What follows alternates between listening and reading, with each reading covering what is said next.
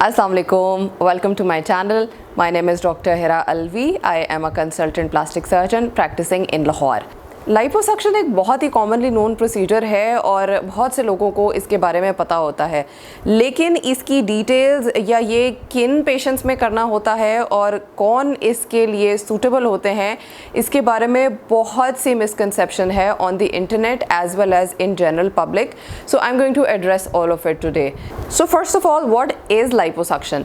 Liposuction में body से extra fat को निकाला जाता है through suction. Liposuction was first reported about 100 years ago. 1920 में एक obstetrician / gynecologist थे and he tried to remove fat from the knees of a ballerina. He did not know how to do it. बहुत sharp instruments थे.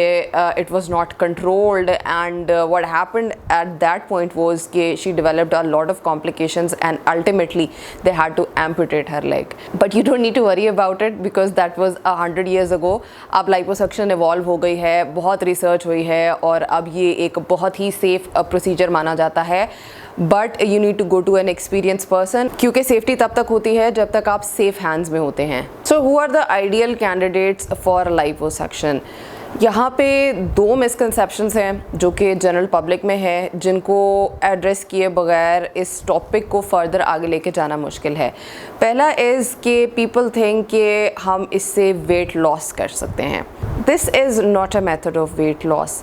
Liposuction के अंदर जितनी stubborn fat होती है जो कि किसी डाइट को या एक्सरसाइज को रिस्पॉन्ड नहीं कर रही होती है और आप हर चीज़ ट्राई कर चुके होते हैं लेकिन वो नहीं जा रही होती है, उसको निकालने के लिए यूज़ किया जाता है. आप इसको अगर as a weight loss method सोचेंगे तो ये वेट लॉस नहीं करा सकता है because there are limitations.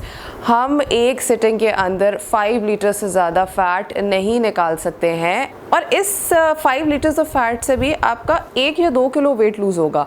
So this is not a weight loss method. It is more for contouring, sculpting and bringing back the natural curves that you have always wanted. मेरे पास patients आते हैं और वो कहते हैं कि जी कर दें हमारा वेट कम हो जाए. तो मैं हमेशा यही कहती हूँ कि ये आप अपने मैक्सिमम वेट लॉस कर लें और within 30% of your ideal body weight आ जाएं, फिर हम उसके अंदर ये लाइपोसक्शन कर सकते हैं और तभी वो आपको फ़ायदा देने वाली है. दूसरी मिसकंसेप्शन लोगों के अंदर ये होती है कि एक्स्ट्रा स्किन को भी ये लाइपोसक्शन ठीक कर सकती है. People come to me and they say कि जी ये एक्स्ट्रा हैंगिंग स्किन है हमारी लोअर बेली के अंदर, तो आप इसमें लाइपोसक्शन कर दें ताकि ये ठीक हो जाए. सो लूज हैंगिंग स्किन का treatment is to remove it. It's not to do liposuction in it, क्योंकि उसके अंदर शायद इतनी फैट नहीं होती है जितनी कि उसके अंदर एक्स्ट्रा स्किन होती है. इनफैक्ट आप एक्स्ट्रा लूज स्किन के अंदर लाइपोसक्शन करेंगे तो वो और लूज हो जाएगी. So the treatment for that is to remove it and that is through a tummy tuck procedure and not through liposuction.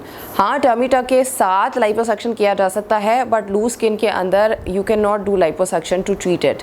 So who is the ideal candidate? Already मैं बता चुकी हूँ, someone who has lost weight and there is a stubborn fat which is present in the abdomen और anywhere in fact, उसको निकालने के लिए use होता है. You should have realistic expectations. ऐसी एक्सपेक्टेशंस नहीं होनी चाहिए कि इसको करा के आप दुबले पतले हो जाएंगे, बिकॉज वो इससे नहीं हो सकता है.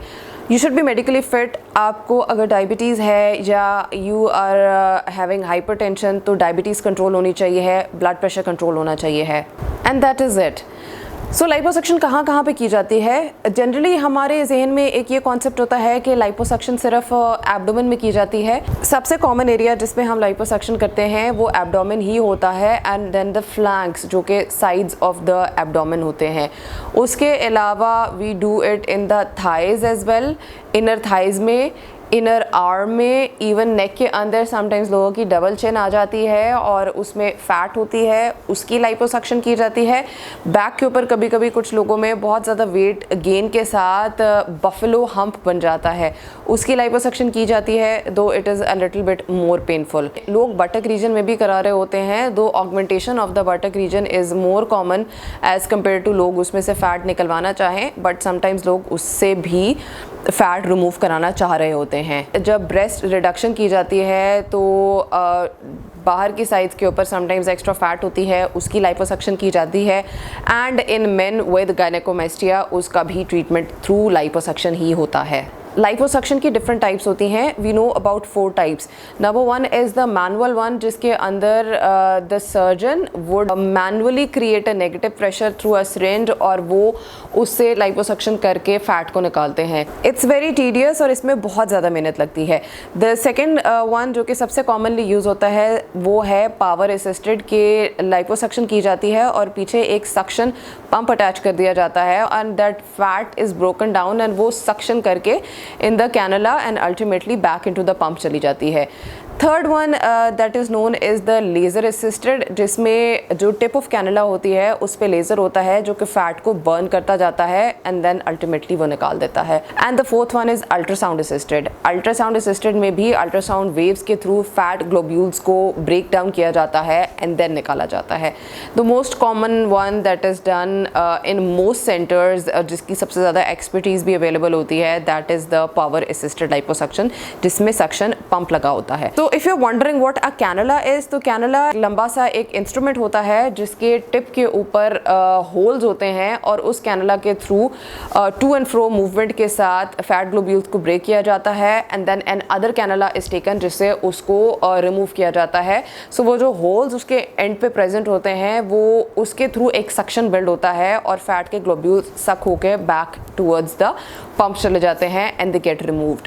कैनुला के डिफरेंट साइजेस होते हैं. साइजेस इस चीज़ पे भी डिपेंड करते हैं कि क्या आप लाइपोसक्शन के बाद उस फैट को डिस्कार्ड कर देना चाहते हैं या आप उस फैट से ब्रेस्ट ऑगमेंटेशन करना चाहते हैं कि ब्रेस्ट के वॉल्यूम को इम्प्रूव करें, या आप बटक ऑगमेंटेशन करना चाहते हैं. उस पर भी डिपेंड करता है, बिकॉज इन दोज केसेस हम सक्शन का प्रेशर कम रखते हैं सो दैट हमारे पास लाइव फैट आए and we can use that fat again, repurpose that fat for breast augmentation और buttock augmentation. Another question the patients ask is कि क्या ये प्रोसीजर परमानेंट है और क्या 100% फैट रिमूव हो जाती है. सो 100% फैट एक्चुअली रिमूव नहीं होती है. This is basically sculpting it. Fat की भी 2 लेयर्स होती हैं, एक डायरेक्ट स्किन के नीचे पड़ी होती है और एक ज़्यादा डीपर होती है. So most of the times जो ज़्यादा डीपर वाली है हम उसको निकाल रहे होते हैं. सो अगर आप बाद में वेट गेन भी करते हैं तो उतनी स्पीड में फ़ैट वापस नहीं आती है, बट बिकॉज आपने 100% फैट नहीं निकाली है तो आप की फैट वापस आ सकती है, बट उतनी ज़्यादा नहीं आती है जितनी पहले थी. एंड बिकॉज हमने सारी की सारी नहीं रिमूव की है, बॉडी के अंदर अभी भी फैट है, सो इट कैन रीग्रो. सो इसलिए लाइपोसक्शन के बाद आप कोशिश यही करें कि आप अपने वेट को मेंटेन करें. But if you gain weight like a lot of weight तो you might need to get this done again. इसके इंसेशंस छोटे छोटे से होते हैं. अगर हम एब्डोमेन में कर रहे हैं तो हम दोनों साइड्स पे छोटा सा इंसेशन देते हैं, उतना ही होता है जिसके थ्रू कैनुला पास हो जाता है. और जब ये प्रोसीजर हो जाता है और जब ये हील हो जाता है तो ये एक बहुत ही छोटा सा स्कार होता है which is बेयरली visible. Now it can be done under local और जनरल एनेस्थीसिया. ये लोकल एनेस्थीसिया में किया जाता है. पेशेंट को सुन किया जाता है, पेशेंट अवेक होता है, but it can get quite uncomfortable क्योंकि पूरे एब्डोमेन से अगर फैट निकालनी है तो sometimes it can get painful, sometimes it can get uncomfortable. General anaesthesia में ये है कि आपको बेहोश किया जाता है, लाइपोसक्शन की जाती है and you wake up with all that sculpting and all that contour and the procedure is done. So it can be done in both ways. दोनों के प्रोज एंड कॉन्स हैं. कुछ लोग इस चीज़ से डरते हैं कि जनरल एनेस्थीसिया शायद ख़तरनाक है और हमें जनरल एनेस्थीसिया से डर लगता है. सो जनरल एनेस्थीसिया खतरनाक नहीं है. If you don't have any underlying medical conditions, if you are medically fit, वो सारा कुछ हमने पहले से देखा होता है एंड एनेस्थीसियोलॉजिस्ट के साथ एक प्रॉपर डिस्कशन हुई होती है एंड आफ्टर दैट वो जनरल एनेस्थीसिया दिया जाता है. So it is considered very very safe. In fact going out on the roads every day, काम पे जाते हैं हम, सड़क पे जाते हैं तो खुदा ना खास्ता वहाँ पर एक्सीडेंट होने के chances is more as compare to general anaesthesia के कॉम्प्लिकेशंस होने के चांसेस के. पोस्ट ऑप केयर डिपेंड करती है कि किस जगह की लाइपोसक्शन की गई है. बिकॉज हम एग्जांपल के तौर पे सिर्फ इस वक्त एब्डोमेन को डिस्कस कर रहे हैं तो उसके अंदर 3 to 5 डेज़ का रेस्ट होता है एंड आफ्टर दैट आप अपनी डेस्क जॉब को रिज्यूम कर सकते हैं. Also after liposuction you need to wear a compression garment at least 2 से 3 हफ्ते के लिए, बिकॉज उसके अंदर स्किन एंड द अंडरलाइंग जितने स्ट्रक्चर्स हैं उसके बीच से सारी फैट निकाल दी है, तो वो दोनों अलग अलग पड़े हैं. So you need to make the connections of them ताकि स्किन लूज हैंगिंग ना रहे एंड रिकवरी जल्दी हो. तो उसके लिए you need to wear a compression garment. A question is कि क्या हम मल्टीपल जगहों की लाइपोसक्शन इकट्ठे करा सकते हैं? So answer is yes, as long as वो सारी लाइपोसक्शन मिला के is not more than 5 to 6 litres, तो it can be done. Abdomen से भी की जा सकती है, फ्लैंक से भी की जा सकती है, इनफैक्ट नेक से भी की जा सकती है. These procedures can be combined safely, but your surgeon should know कि लाइपोसक्शन की क्या लिमिट्स हैं और उस लिमिट से आपने आगे नहीं जाना है. सो लाइपोसक्शन मल्टीपल एरियाज़ की इकट्ठे की जा सकती हैं. नाउ द क्वेश्चन इज़ कि आपने ये कराना किससे है? There are many people who are doing it, but you should only go to a plastic surgeon because there is a safety that is needed in it. A plastic surgeon is trained in liposuctions and how much to remove and how to remove, because a safe procedure is safe as long as it is done safely. अगर आपको उसकी limitations नहीं पता है तो it can get unsafe. So in experienced hands में it's a big no. Always go to a plastic surgeon, उनसे discuss करें because they know all the pros and cons and the complications that can happen and they can guide you better with this. Also आपने ये नहीं सोचना है कि आप इकट्ठे एक ही दफ़ा सारा कुछ करा लें, आपको बार बार ना आना पड़े. I have already told कि एक specific limit है जिससे ऊपर लाइपोसक्शन एक टाइम पे नहीं की जा सकती है. So always be safe. आप कभी भी इकट्ठे सारा काम ना कराने की कोशिश करें. Good professional would guide you completely about all those details. तो स्टेज करना is better as compare to सारा कुछ इकट्ठे करके उसको अनसेफ कर लेना. Staging is a very good tool that plastic surgeons have. हम प्रोसीजर्स को स्टेज कर लेते हैं कि आज ये प्रोसीजर करना है, 3 महीने के बाद इसी पेशेंट में ये प्रोसीजर करना है. तो वी नो कि ये प्रोसीजर अल्टीमेटली ज़रूरत पड़ेगी, but we don't do it together because that is how a safe approach is and that is what you want in your surgeon. So yeah that's it for the video. अगर आपके कोई questions हैं या comments हैं, do comment down below and I will try to answer all of you. I will see you guys in the next video. Till then take care. अल्लाह हाफिज़.